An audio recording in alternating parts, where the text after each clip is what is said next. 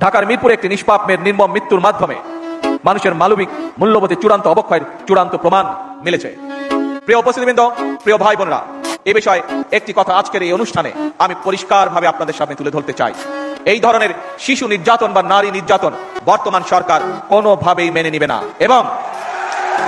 এবং বর্তমান সরকার রামিসার এই হত্যাকারীর সর্বোচ্চ শাস্তি ইনশাআল্লাহ আগামী 1 মাসের মধ্যে নিশ্চিত করবে এবং সেই সর্বোচ্চ শাস্তি হচ্ছে মৃত্যুদণ্ড,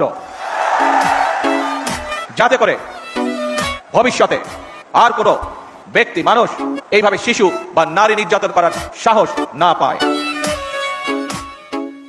মাননীয় প্রধানমন্ত্রী, আপনি যে সিদ্ধান্ত নিয়েছেন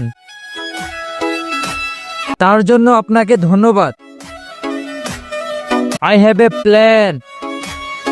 I am waiting.